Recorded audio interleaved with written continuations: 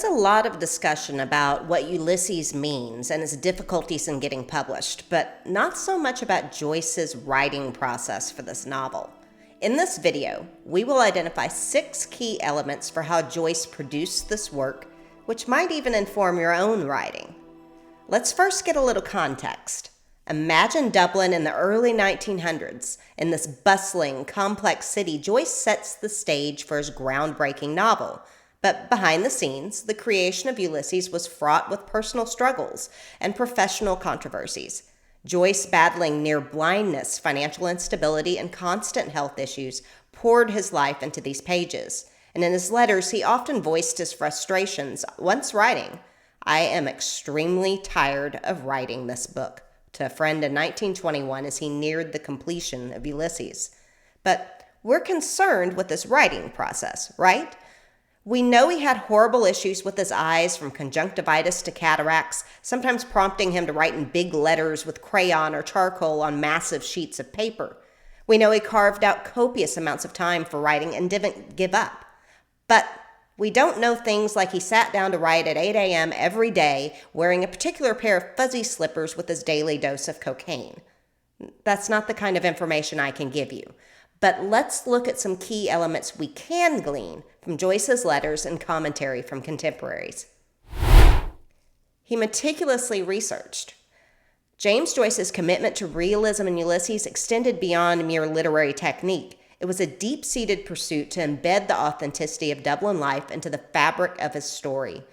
Focused on June 16, 1904, the day that came to be known as Bloomsday, Joyce meticulously gathered details through letters with those back in Dublin, ensuring every element from street ads to tram schedules was accurate.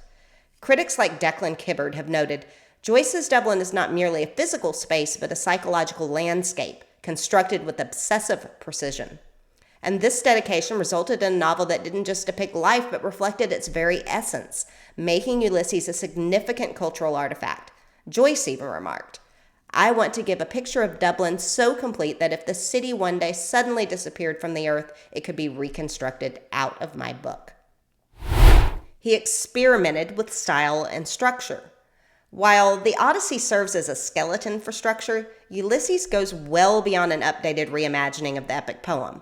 Ulysses is renowned for its innovative structure and stylistic diversity, which he intentionally designed to mirror the intricacies of human consciousness.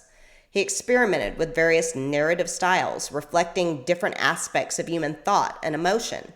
And in a letter, Joyce explained his method as an attempt to record every item, every aspect of the moment precisely and simultaneously. And this approach results in chapters that vary dramatically in form, ranging from the structured precision of Ithaca to the surreal and fluid Proteus. Critics like Gilbert have noted Joyce's ability to transpose the mundane into the mythical, transforming ordinary Dublin life into a rich grid of universal themes. He looked inward and outward. James Joyce's Ulysses deeply intertwines the personal and the universal, as seen through the character of Leopold Bloom, who encapsulates aspects of Joyce's own life and experiences. And this fusion enriches the narrative, allowing Joyce to dive into themes of identity, belonging, and the concept of home.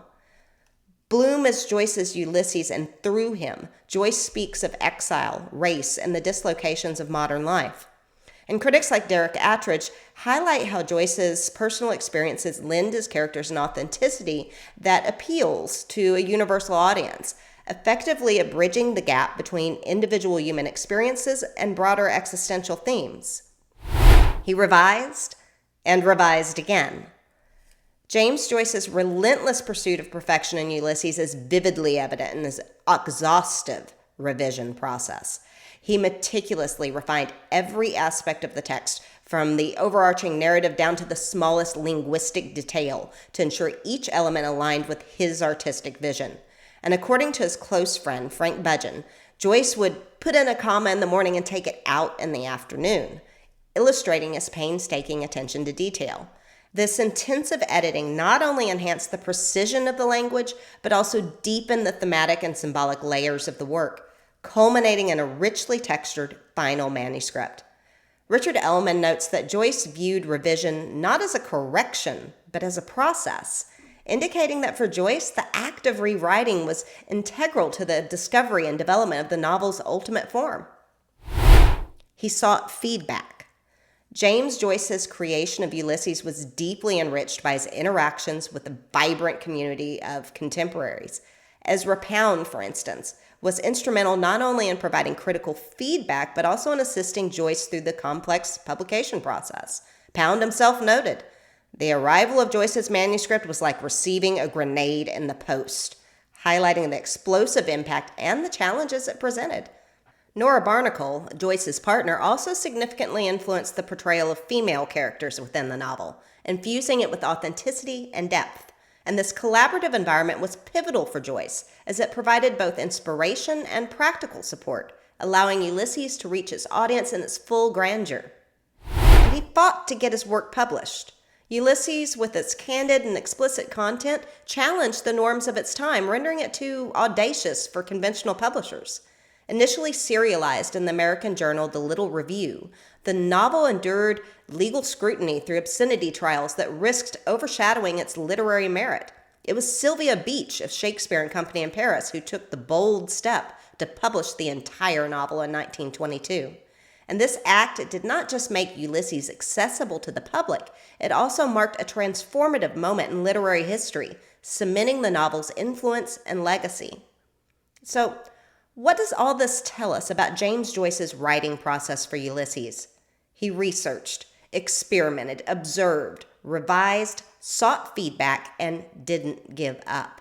It's a solid process, and it aligns with writing advice I've heard from countless sources, and I've given it to students myself. If you want to write like Joyce, or be an innovator in your own right, it might work for you too. And of course, like, share, subscribe, hit that notification bell, and check out this next one on Joyce.